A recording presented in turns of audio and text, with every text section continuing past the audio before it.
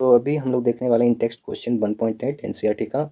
Just ये video lecture के बाद अगर जो आपने नहीं देखा है तो आप इसका वीडियो लेक्चर देख लो। सॉल्यूशन का रॉल्स लॉ डाल्टन्स लॉ के नाम पे होगा, है ना, थंबनेल में। ओके, तो देखो स्टार्ट करते हैं हम लोग। हमसे क्या दिया हुआ है यहाँ पे, वेपर प्रेशर पूछ रहा है। Vapour pressure of pure liquid and भी दिया हुआ है 450 एंड 700 mm। ओके, तो सबसे पहला पॉइंट हम यहाँ पे सीखते हैं क्या, 450 और 700। तो 700 mm वेपर प्रेशर, इसका मतलब क्या हुआ, दूसरे का 400, यानी जो बी वाला लिक्विड है वो मोर वोलाटाइल है। ओके, अच्छा एक और पॉइंट है जो शायद मैंने थ्योरी में नहीं बताया, कि जिसका जितना ज़्यादा वेपर प्रेशर होगा प्योर फॉर्म में, या ऐसा बोलो जो जितना ज़्यादा क्या होगा, वोलाटाइल।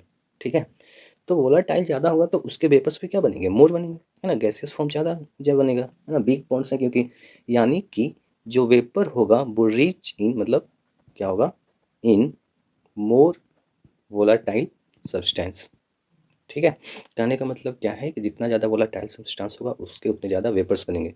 तो क्या होगा, गैस फॉर्म में जितना ज़्यादा जाएगा तो वेपर गैसियस फॉर्म में क्या होगा, उसका कंपोजिशन उतना ही ज़्यादा होगा। ये कहने का मतलब है। ओके, ठीक है, तो इस क्वेश्चन में कुछ है नहीं, बस फॉर्मूला बेस्ड क्वेश्चन है, फॉर्मूला लगाएंगे और आंसर आएगा। ओके, पूछ क्या रहा है, फाइंड द कंपोजिशन पूछ रहा है हमसे ना, of the liquid mixture if total vapour pressure is 600 mm। Okay, तो हमने पी, गिवन नहीं लिख रहा हूँ यहाँ पे, आप लिख लेना। ओके, अगर जो आपको सॉल्व करना है बोर्ड में तो आप पूरा गिवन लिख के लिखोगे। तो हमने क्या पढ़ा था, पी टोटल इक्वल्स टू, याद है, कोई सा भी लिख लो, ठीक है, ए भी लिखा है यहाँ पे। तो देखो मैं ज़्यादा कम नहीं देख रहा हूँ, बस मैं लिख रहा हूँ क्या, ए।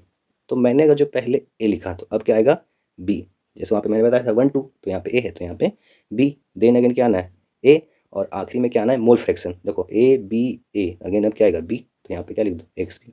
बस, क्लियर है, इस तरीके से याद रख सकते हो, एकदम आसान है। ओके, बस अब वैल्यू पुट करते हैं, आंसर आ जाएगा। देखो तुरंत, पी टोटल दिया हुआ है कितना, 600, पी ए यहाँ पे दिया हुआ है 450, तो 450 रख लो।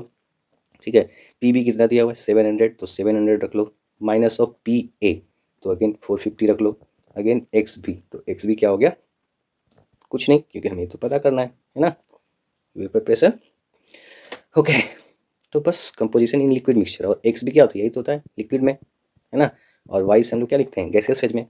तो अब इसको सोल्व कर लो, आंसर एकदम आसान सा, 600 इक्वल्स टू 450, और प्लस ऑफ ये क्या हो जाएगा, माइनस कर लेंगे तो 250 हो जाएगा, है ना, इंटू एक्स बी। तो शायद यहाँ से हम लोग जीरो से जीरो को कैंसिल आउट कर सकते हैं, यानी एक्स बी इक्वल्स टू क्या लिख सकते हैं, या आप जीरो से कैंसिल नहीं करना चाहते हो तो आप माइनस कर लो। ठीक है, ऐसा लिख सकते हो, 600 माइनस ऑफ 450, और ये क्या है, 250 एक्स बी। ठीक है, तो इसको जब सब्ट्रैक्ट करेंगे तो क्या मिल जाएगा, बताओ, 150 अपॉन 250, है ना, ये क्या गया हमारा, मोल फ्रैक्शन ऑफ बी। तो 3/5 यानी 0.6। तो क्या हमें एक्स ए को निकालने के लिए फॉर्मूला यूज करने की ज़रूरत है पी टोटल की, नहीं, बिल्कुल सही। क्यों, क्योंकि सिर्फ दो ही कंपोनेंट हैं, तो दोनों का सम क्या होने वाला है, X B plus X A equal to 1। X B हमने ऑलरेडी निकाल लिया, तो एक्स ए क्या हो जाएगा, 1 माइनस ऑफ एक्स बी, और 1 माइनस एक्स बी का मतलब 0.6 यानी कि 0.4। ये आ गया हमारा लिक्विड फेज का कंपोजिशन। ओके, ये हमने क्या निकाल लिया, लिक्विड फेज कंपोजिशन। और गैसियस फेज कंपोजिशन के लिए याद हो तो हमने क्या पढ़ा था, बताओ, कोई को, किसी को याद है, हाँ, रॉल्स इक्वल टू डाल्टन, बस बन गया, आंसर हो गया, यही तो है, R equals to T, Raoult भैया इक्वल्स टू डाल्टन। तो बस उसको पुट कर दो, वाई इक्वल्स टू क्या होता है, नहीं तो पूरा लिखा, देखो P total is two mole fraction of A equals to क्या होगा, बताओ, P naught of A into mole fraction of A in solution phase. हमें अभी क्या क्या चाहिए, गैसेस का। तो ए, यहाँ पे पी नॉट ए की वैल्यू देखो दी हुई है, कितनी है, 450 है, मोल फ्रैक्शन ऑफ ए हमने जस्ट निकाला 0.4, और बताओ पी टोटल भी दिया हुआ है, कितना है, 600 है ना। तो बस इसको घटा दो और आंसर आ जाएगा तुम्हारा तुरंत। तो देखो ये जीरो से जीरो गया, और 15 3 जा क्या होता है, 45, 15 4 जा, और इसे कट कर दोगे तो ये बन गया 0.3। तो बाई बी को क्या सोल्व करने की ज़रूरत है, नहीं, फिर अगेन मोल फ्रैक्शन का सम क्या होने वाला है, हाँ, 1, गुड।